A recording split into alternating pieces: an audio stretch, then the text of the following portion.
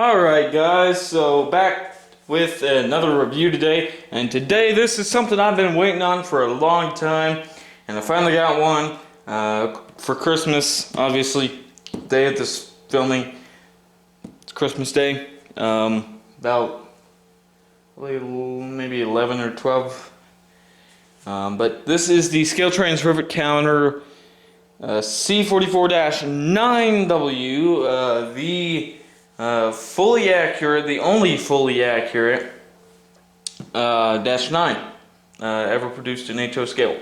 So this is obviously rivet counter.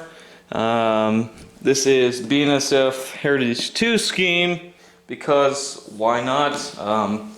Seen a lot of these, and let's go ahead and unbox this. So just like your typical box from ScaleTrains or Athearn, your box lifts right up. I had a hard time this morning getting it out, and I'm having a hard time now. Just kind of rattle it about until it slides out. Smells like a ScaleTrains box. I wish we had a smell cam, but we don't, unfortunately. Set that aside. Operator's manual. Let's take a look at this right quick. Usual trifold for ScaleTrains. Something that I noticed when I opened this up this morning, I don't know if you can tell, but look at all the bell options they give you. Look at all that. That's all the bell options. And here's all the horns. RS3K, RS3L, K3HA, yada yada yada. On and on and on. Of course, you have all your functions, which we will take a look at here in a little bit. So now let's go ahead and take the foam out. The moment of truth. Look at this baby. Look at this baby. Look at that. It's nice. Nice and shiny. Can't wait to weather it. Okay, so we pick this up. Set this aside. And set this on top here. Set the whole box aside along with the operator's manual. I'm hoping this can be seen. Zoom in. Whoops, I knocked the camera down. Typical me not knowing what's going on because the tripod's acting up. So, usual plastic sleeve, just like the Tier 4. Slides right off. Baggie for 6 extra rotating bearing caps. Because these do have bearing caps, rotating bearing caps, just like Tier 4s. Little tab, lifts up. You get the gist. There she is. So we just get it lifted by. There you go. One of the truck covers already removed itself, so let's remove the other one. Just these little clip-ons, and stick that back in the box. Launches them out of their holders, and then let's go ahead and box this back up and set that back aside. Excuse me for a second while I put this back in the box. Okay. I did not put the handrail protectors in there. I did not. So I'm going to go ahead and lower the tripod and get you down onto ground level, and let's take a look at the details. Alright, usual handrail protectors. They just lift. Try not to put too much pressure on the handrails. One on fireman's side, one on engineer's side. Again, like the Tier 4s. Trying to take it out here as carefully as possible. Stick these back in here. Something I did not do is stick these handrail protectors in this Takes just a couple seconds. I always like to keep them in that instead of by themselves. All right. So there she is, BNSF 4466. So we're gonna go ahead and put this thing on, and you will hear some sounds. Probably gonna hear some sounds because my DCC system is on. And I've got to put on locomotive 3.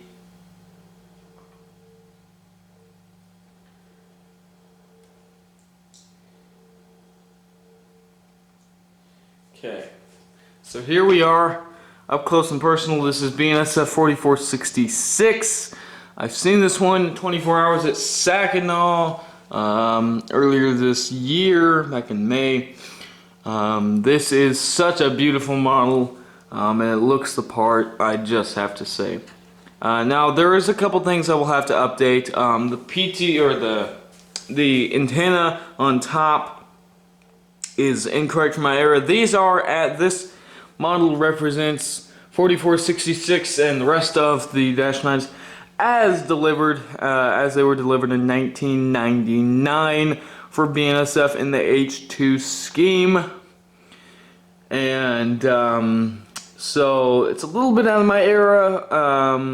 So I'm gonna have to update put the modern roof antennas on, and I'm also going to have to put war bonnet or fake bonnet decals on the because I think the AC unit is from a fake bonnet Dash 9, which for those who don't know what a fake bonnet is, it's a Dash 9 in the war bonnet, in the Santa Fe war bonnet paint scheme, but with the BNSF lettering on there. You've probably seen them and think, hey, it's a war bonnet. No, it's a fake bonnet. But gonna have to, put the decals on the AC unit, but that's about it. And just update the PTC, or update the antennas.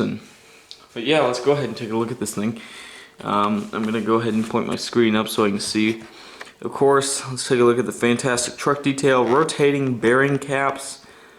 Per usual with ScaleTrains, my tripod's deciding to tilt for some reason. There we go. Mechanical bell with the little clapper. The camera's not going to want to focus, but there is a clapper in there. You can barely see it. Run along the fuel tank. Rear truck. Brake chain is a 2-part molded brake chain. Am I in the shot? Probably in the shot. It's a 2-part molded brake chain. As with their Tier 4s, from this angle it looks like almost like a one-piece, but I assure you it is a plastic 2-piece brake chain, and that is just to allow it to run on tighter radius curves for folks like me who run 18-inch radius curves. Unfortunately, yes, I run 18-inch radius curves. I might be able to change that soon, but we'll see. Might be able to get up to 20, maybe 24 somewhere. Anyway, yeah, look at that fantastic truck detail and all the underframe piping, just glorious. See-through vents, I'll go over there real quick, and just to show you the vents. If I can get it to stay, you can see my hand behind it. There is details back there, very nice. Let's lift this thing up a little bit. Etched metal radiators. Nathan K3 LAR2 horn. That's per BNSF. I think what they call the bathtub. My camera, my tripod. Bathtub style exhaust. All the correct prototypical details. There's that antenna that I was talking about. GPS dome. It's going to have to be updated and have the 2 things put on each side. Take a look at the front here. ScaleTrains knuckle coupler, which oddly enough is a different color than the ones on the Tier 4s. The Tier 4s are more of a rust color, and these are just straight black, which is odd, but whatever works. and of course ditch lights, MU cables, air hoses, and this one is one of the ones with orange paint underneath that yellow stripe there that you see. There are some with the green paint underneath that orange, yellow stripe. The handrails seem a little bent back, but that's typical per plastic handrails. Other than that, and they seem pretty straight. If you look, there's some bars in the window, and those are heating elements, which is correct. I see them all the time. Numbers look great. The lettering is legible there. It says -944CW, which is correct for BNSF. Any other lettering that you see is legible. Per prototype photos, a lot of people might think this is weird. For people who don't model BNSF, you're going to think this is weird, and my tripod keeps screwing itself up. I'm going to try to fix it right quick. Just tighten that. There we go. But a lot of people think, at first I thought it was incorrect, but the BNSF logo on these is actually pushed a little farther forwards like this, like it's supposed to be. This is correct per prototype. Photos that I have of many Dash 9s side profiles, including sister locomotive 4466, which I've seen 3 freaking times now. So, or sorry, 4444, not 4466. This is 4466. So per prototype photos. So I'm going to go ahead and flip this around, and we'll take a look at the other side. For some reason my tripod's not wanting to stay straight. Typical tripod. Flip it around. Take a quick look at the engineer side, which is the side I need this to be on anyway. And just a quick look here. Same details. Tripod, straighten out. Beautiful truck details. All the correct stuff for BNSF. If you want to know what all the correct stuff for BNSF is, there's a video somewhere on YouTube. Just Google ScaleTrains HO BNSF-9, and somewhere it's talking about specifically. There's a guy that I'll put a link to it in the description of this video. The guy is talking about prototype specific for BNSF. Let's go ahead and take a look at the back. Quick look at the back, which looks good. Correct. High headlight per all Dash 9s. Let's go ahead and come over here. We'll take a look at lighting and zoom this in a little bit. Take a look at lighting. Let me go ahead and reprogram. Let me make sure that this is the right locomotive. Yes, this is the correct locomotive. I don't know why it wouldn't be. Address, long, 4466. Okay. Alright, so my thing is running underneath here. I gotta run it through here. Okay, let's go ahead and take a look at the headlight. F0. It's not wanting to. There it goes. For some reason I had to press reverse, and then I don't know, it's something about certain things on here. Nice bright headlight. Looks really nice. It looks, as per ScaleTrains, it's LEDs, but it looks brilliant as though it's incandescence like the real thing. Very nice. F6, ditch lights, of course. Very nice bright. F5, let's take a look in the manual. If we have a look at the manual, if I can get it unfolded.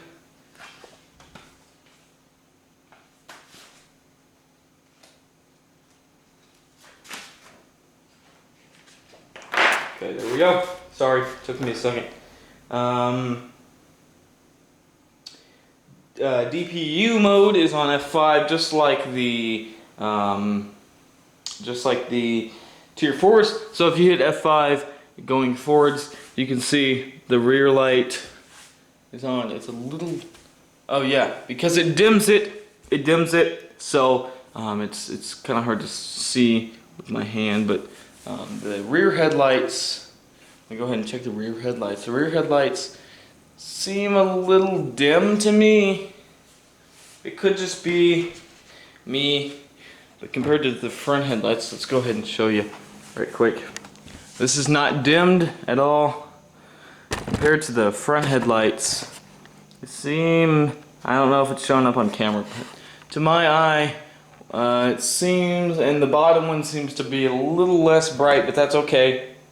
I've never seen a Dash 9 with perfect lighting in the real world, so no points off, it'll be fine. We hit F5 again. Oh, yeah. Forwards, you have F5, DPU mode in reverse. You go into reverse, you hit F5, and you get the DPU mode with the light facing this way. So your train would be here, and this is facing outwards. This way would be your train is here, and this is facing outwards. So let's go ahead and take a listen to things. Here's the bell, F1.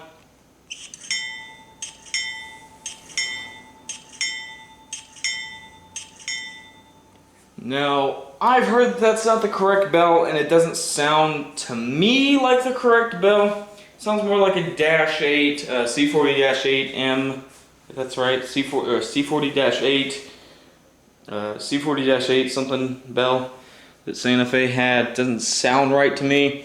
But like I said, there's a million different options here for mechanical bells. So let's listen to that horn.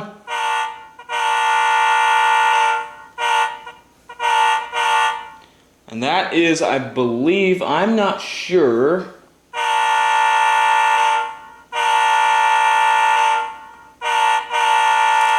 Excuse me, I'm not sure what horn that is, but that's a really nice sounding horn.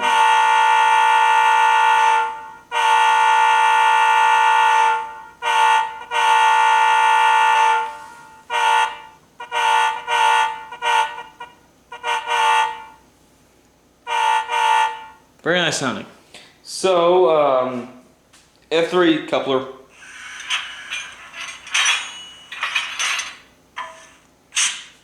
Typical ESU sound. Dynamic brake is F4. F5 is DPU mode. F6 is ditch lights. F7 is beacon if equipped, which is not, of course. So yeah, F7 does nothing. So why does it list beacons on here? That's weird. F8, of course, startup, shutdown. F9, drive hold. F10, independent brake. F11, radiator fan. F12, dimmer. F13, slow spitter. F14 and F15 are not in use here. F16 is spitter at shutdown. F17, brake set / release. F18 is sanding valve. F19 is short air let off, and F20 is the compressor. So let's go ahead and start her up. And these do have the walkway lights, so I'll try to get a good shot of those. And it also has number boards. So let's go ahead and start it up and listen to the sound.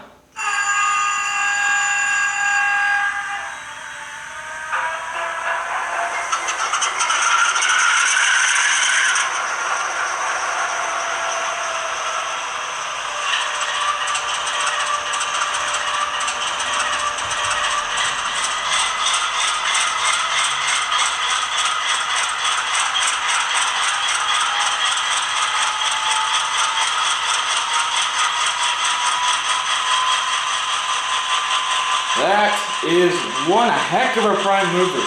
That is the GE 7FDL16 prime mover, just like what they have in Dash 9s. Number boards look great. They're nice and even, I would say. Yeah, they're nice and even, nice and evenly lit. Let's take a look at the walkway lights, which come on with the F8, just like the number boards. Swing around here. There's the engineer side. Just a brilliant looking light. And it really does it for you, man. That looks the part. I've seen a lot of Dash 9s, and let me tell you, that just looks the part. I've seen a lot of stuff with those. It looks the part. Here's the rear one. See if I can get a good shot of it. I'm farther away so it looks a little bit more dim, but there it is. And let's get the front one, if we can.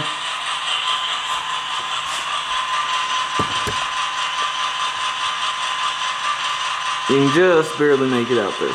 There you go, right in between the stanchions there. Nice and bright. Let's check out what they look like, what everything looks like with the lights turned off. Let me go ahead and do that right quick.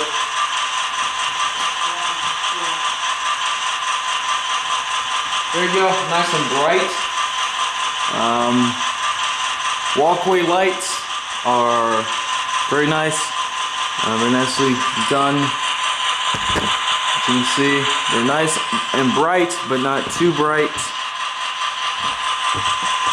Let's go ahead and turn the lights back up.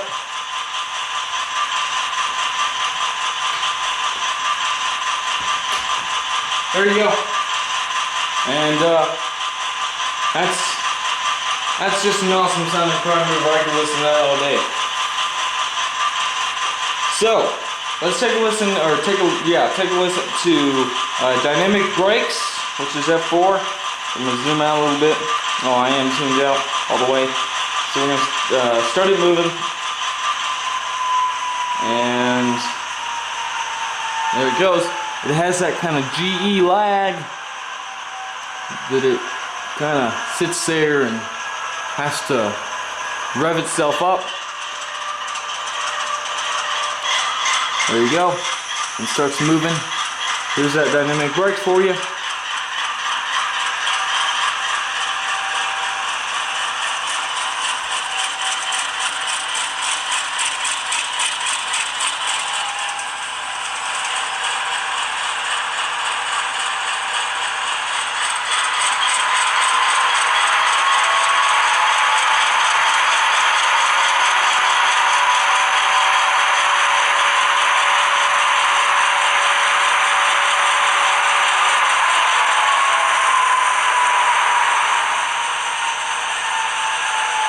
That is a great sounding dynamic brakes thing. Let's go ahead and move back.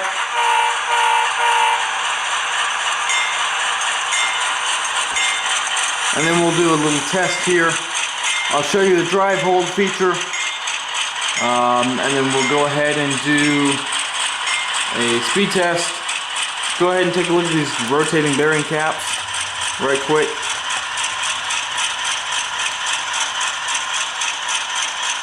They're just amazing looking.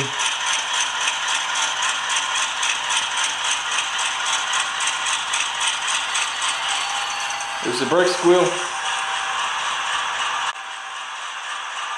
Alright, sorry for the cut there. My battery died. I had to go get a new one. Let's go ahead and take a look at the drive hold feature. Let me grab my power cab and set it down. Alright, so if I hit F9 and then throttle it up,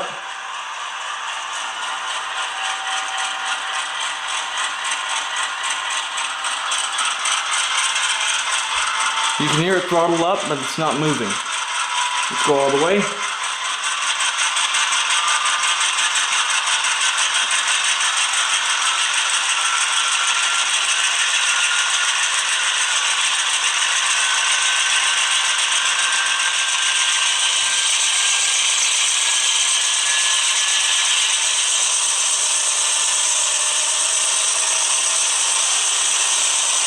Sounds great at notch 8, by the way.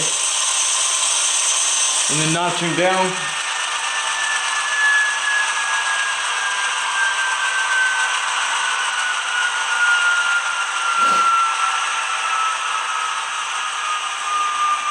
What a great sound. All you need is the smell of exhaust. maybe in a few years. Alright, so now that we're knocked down, I think we're back in the idle now. Can hit F9 again, and this time we can go to 4 speed steps and hit F9, and then go back down into idle. Sorry, bumped the camera. And there you go, you can see we're still moving. Like coasting on the camera, it's looking funny, I don't know. And then hit F9 and bring it out of drive hold and it stops. Pretty cool feature. Now let's go ahead and take a look at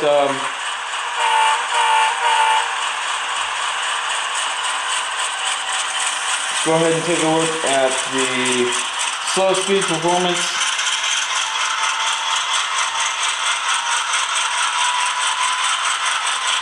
We haven't really seen it do a slow crawl, so let's go ahead and bring it to stop. Alright, here we go. We're going to go do a slow crawl, 1 speed step.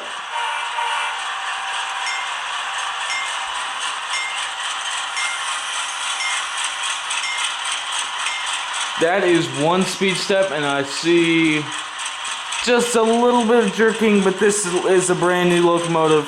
It's not been broken in yet. That is awesome, guys. There's 2 speed steps. 3, 4, 5, 6, 7, 8. There's nothing up. 9, 10.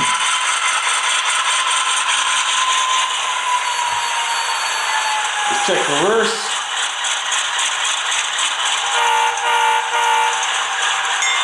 Here's 1 speed step.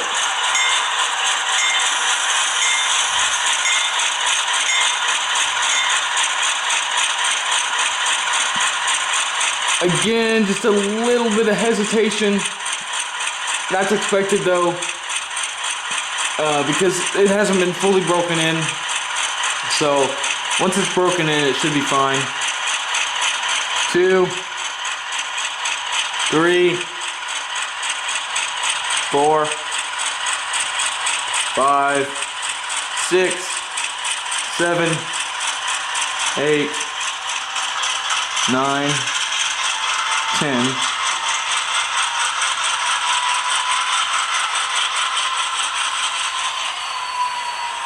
Very nice.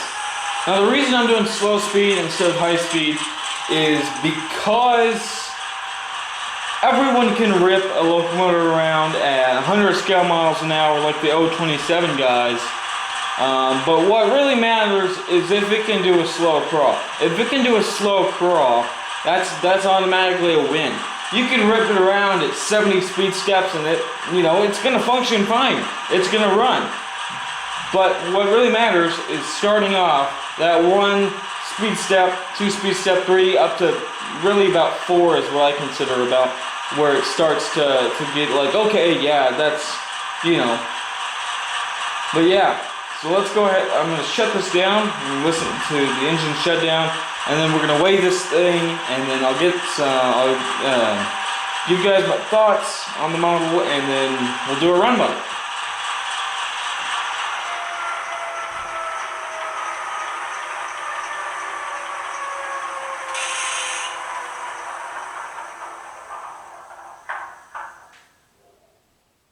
Turn that off.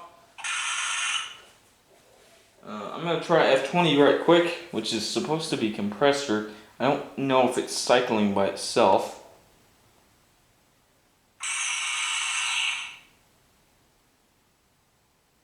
Maybe it's not. Not sure.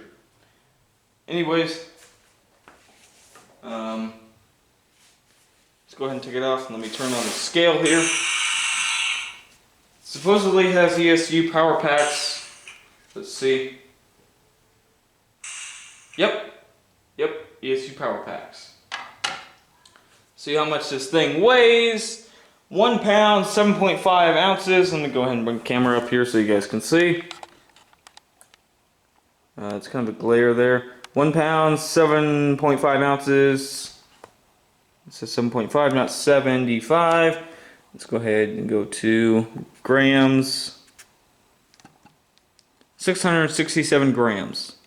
1.75 or 1 pound, 7.5 ounces. Pretty hefty locomotive. A little bit less than the Tier 4. I think the Tier 4 read somewhere a little bit more than that, I think. So, and it's heavier than the Bowser SD40-2 by a little bit. So, beautiful locomotive. Let's go ahead and it'll auto shut off. So. Alright guys, well, my thoughts on this model, I give it an A+. 100 out of 100. I don't see anything wrong with it other than your normal bent handrails, which is, I mean, that's a normal thing. So I don't really see any issues with it. I don't hear any issues with it. Other than maybe the light, the rear headlight is a little dim, but not by much. Not by much. I mean, you can barely even tell. It's not bad. It was just a little bit noticeable from one angle than the other, and so it's not terrible. I give it an A+. Definitely look into buying one of these. If you are like me and model the modern era, they have BNSF Heritage 2, NS Horsehead, and non-horseheads, I believe. No, I think they only have horseheads. I'm not sure. They have NS, UP, which are XSP units, ATSF, BNSF, and they're coming out with these NS C40-9Ws, the top hats, as a lot of people call them, and they're also coming out with the BNSF H3 repaints. I haven't seen much of those, so I'm not sure on whether or not I'll get one of those. But definitely when they come out with more road numbers of these, you know, I'll probably end up saving up a little bit more. This was a Christmas present from my uncle, so I'll probably have to save up a little bit more and buy me a second one of these, different road number, because it's such a fantastic model, and I highly suggest them. For $264.99 on their website, you can have one today. They're brilliant models. Like I said, highly suggest them. This one is going to, of course, get my normal weathering treatment. It's going to have burn marks on it, of course, because every dash 9 is a toaster. So, yeah, it's going to get my normal weathering treatment and everything. But overall, great locomotive. Highly suggest them. So thank you guys for watching, and I will leave you guys with a run by. Once again, thank you guys for watching. See you guys in the next review. Goodbye.